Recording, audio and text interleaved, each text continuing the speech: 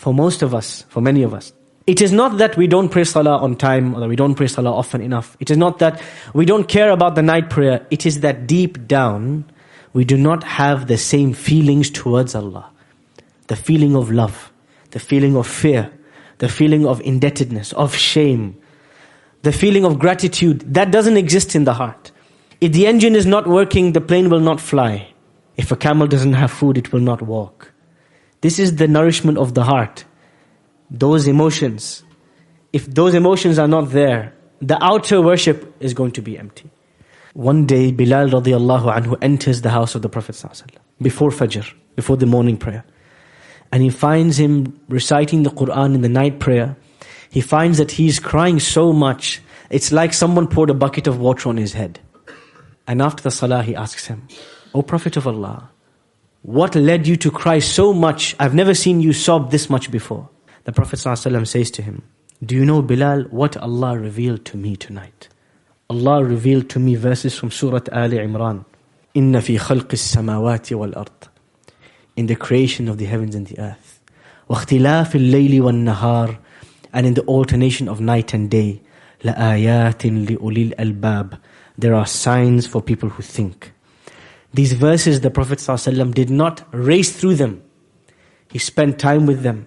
He contemplated them until they moved him to tears, until the tears took over his body. This moment is recorded until the end of time. It will be a timeless memory, that it is not about how many pages you recited, but it is about how many tears you shed. It is not about how quickly you finished, but it is about how deeply the impact was felt of those verses. Aisha radiallahu anha tells us, one night the Prophet ﷺ recited one ayah again and again and again and again the entire night.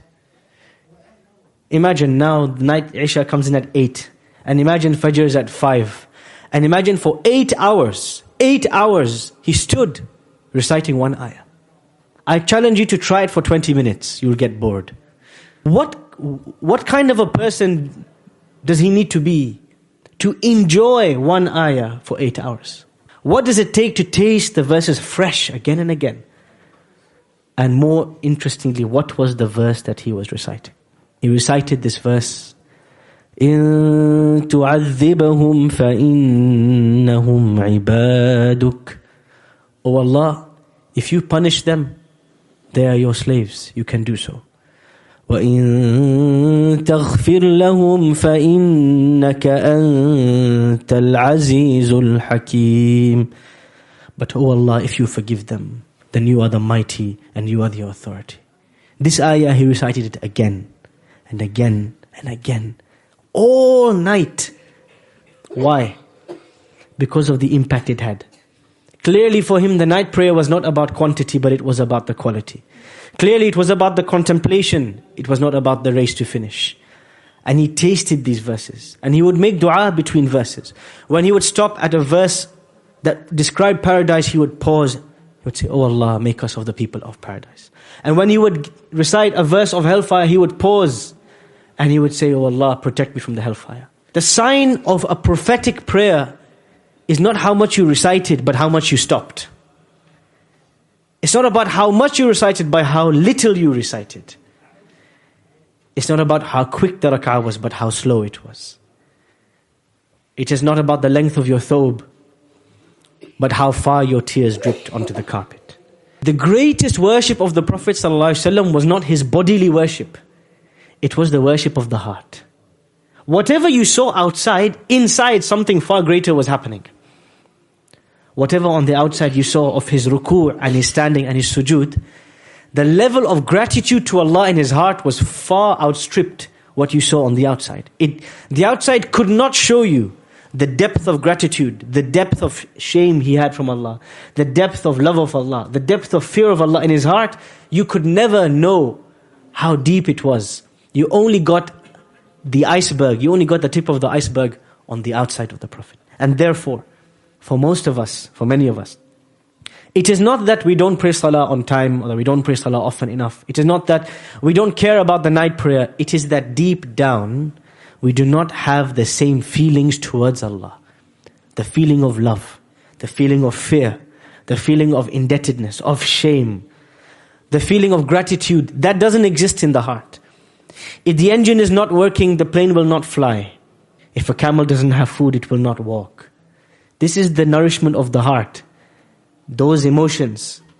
If those emotions are not there, the outer worship is going to be empty. And this is what made the Prophet ﷺ's worship greater than the worship of any man on this earth. He made the same movements.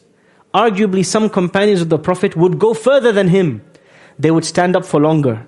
They would fast more days. They would give more in charity, more quantity. But they could never match the depth of feeling in his heart. And so if you want to compete, don't compete on quantity, but compete in depth and quality. This is what the Prophet ﷺ teaches. أَفَلَا أَكُونَ عَبْدًا شَكُورًا. What moves you to worship is greater than the worship itself. The intention is greater than the action. What is in the heart is greater than what is on the limbs. We miss the whole point of the Prophet ﷺ's sunnah. He says, صَلُّوا كَمَا رَأَيْتُمُونِي أُصَلِّي. Pray as you have seen me pray. How do we interpret it? Did he put his hands here? Or here? Or here? Or here? Or here? Or here? Or here? Where did he put his hands? This is a part of salah. But we miss the core of salah. When he said, pray as you have seen me pray. Did you see him pray for 6 hours straight? Did you see his ruku'? Did you see his khushu'? Did you see his focus, his humility, his intensity, his weeping in sujood? Did you see his long dua? Did you see his ruku', which was as long as his standing? Did you see him recite Surah Al-Baqarah and Ali Imran and Nisa in one prayer? Did you see that? That's the prayer we should be emulating. But we got lost in the detail, the finer detail, and we missed the big picture. We missed the big picture completely. It's like somebody goes to buy a car, and you go and you check the mirrors, and you open the bonnet and look inside. And you check whether the buttons are working to get the windows up and down. And you say, yes, I'm going to take the car. The car has no tires. How is it going to move? You missed the whole point. You got all the details and you missed the point. This is how we do with salah. صَلُّوا كَمَا رَأَيْتُمُونِي أُصَلِّي. Yes, the outward prayer is important. But he never condemned a person's salah except when their inward salah was deficient. Somebody came to the masjid. He prayed salah. He did all the movements and he left. The Prophet said, stop, you didn't pray, go back and pray. 3 times. His outward salah was fine, it was perfect. What was he missing? At-tuma'nina, the slowness of prayer, the peace of salah. It is as though he didn't pray. This is the Prophet ﷺ. He keeps pointing to this, guys, don't miss the point. It's not about the movements. Don't come and peck on the floor like a chicken. He described the salah of a hypocrite. A hypocrite waits until the end of time and then he quickly pecks 4 times on the ground like a chicken. And he goes, that's his salah. Tilka salatul munafiq, he says. That is a salah of a fake believer. This is the description of our salah, many of us. If you want to get started emulating the salah of the Prophet ﷺ, just a salah. For a month, my advice, don't pray any additional voluntary prayers. Start with the obligatory salah. Pray it early, pray it on time, take your time. 10 minutes, 15 minutes. Lunch break at work, maybe you get 30 minutes for lunch, 45 minutes for lunch, 10 minutes, 15 minutes, salah. Make this the most important part of your day. Try doing this for a month, just focusing on the 5 daily prayers, no more, no less. When you get to this level, then you add a new habit, the 12 sunan. The Prophet ﷺ in some narrations 12, some narrations 14 sunan. Sunnah, voluntary prayers that he would pray every single day. In the Hanafi madhab, these are the sunnah mu'akkadas, the emphasized sunan. Once you complete this, then the next level, the night prayer, the duha prayer. But don't try to race to the end straight away. Build it like a building, like a foundation, one by one, until you get to a place where you can manage many things at once. The Prophet ﷺ says in famous hadith, أَحَبُّ الْأَعْمَالِ إِلَى اللَّهِ أَدْوَمُهَا وَإِنْ قَلَّ. The most beloved deeds to Allah are consistent even if they are small. One day, Alqama radiallahu anhu, he asks Aisha radiallahu anha, the Prophet's wife, he says, Ya al-Mu'mineen, O mother of the believers, كَيْفَ كَانَ عَمَلُ رَسُولِ اللَّهِ صلى الله عليه وسلم. What was the Prophet's deeds like? His actions, what did they look like? Did he have some days for some special things, some other days for other special things? She said, no. She says this famous word. كَانَ عَمَلُهُ دِيمَةً. His actions were consistent. He would do something, he'd do it every day of his life. What does consistency mean? It means this action, this habit is so important in my life. If I miss it, I will compensate for it. I will make it up later. So if the Prophet ﷺ would miss his sunnah, his 12 sunnah, and the 12 sunnahs he would pray every day, or 14 depending on which narration you take, he would make them up later. If he missed the night prayer, he would make it up in the daytime. Because these are his habits. These are the pillars of his day. They never change. They never move. They never sway. This is consistency. When you do something consistently, you start to realize on a daily basis, you won't see the effect. But there's a compound effect. Say every mountain starts with a pebble. One pebble, another pebble, another. Before you realize it's a mountain. The Prophet ﷺ, this is how his worship would be. Small, but consistent. So when we want to copy, embody, emulate the Prophet ﷺ, we have to start with something small that we can do.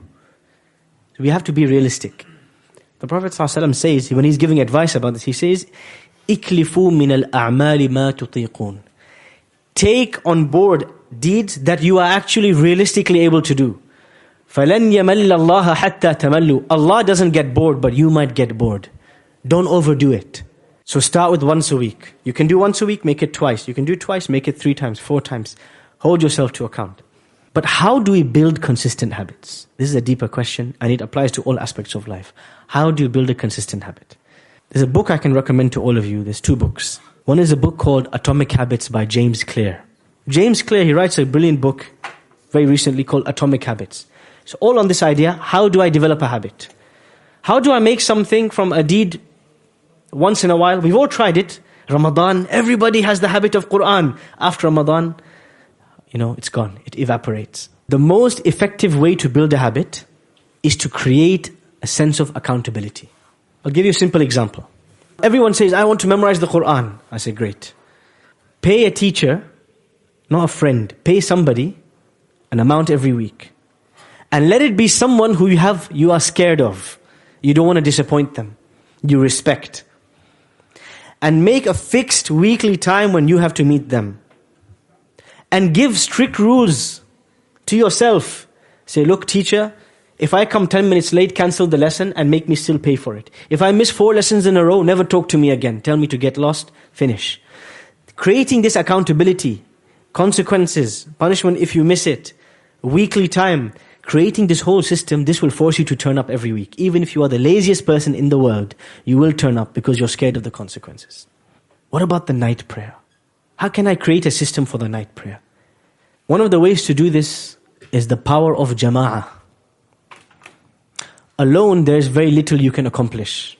But when we do things in groups, we're able to accomplish much more. You create a WhatsApp group. It's called the Qiyamul Layl crew. The A team. The Muzammil team. Whatever you want. Be creative. What's the deal of this group?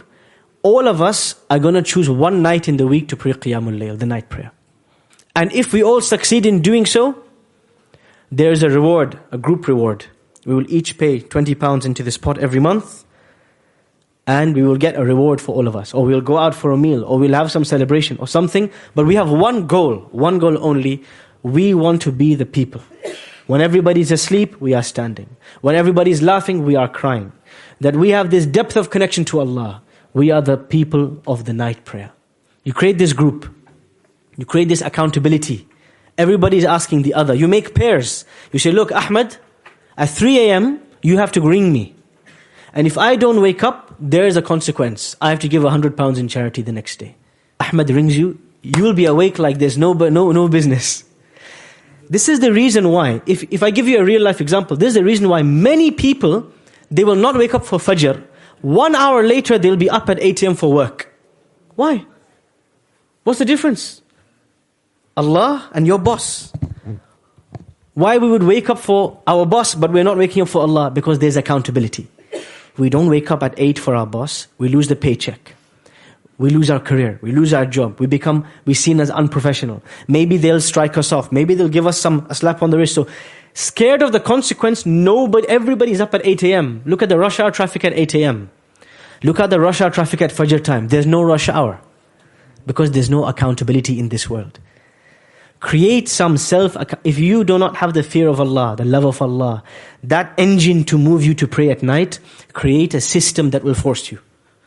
A friend, a partner, a teacher, a group, something that will force you to worship Allah. Whether it's reading a page a day of the Quran, whether it's praying the night prayer, creating a system where somebody else is going to hold you to account, this is what will help you succeed.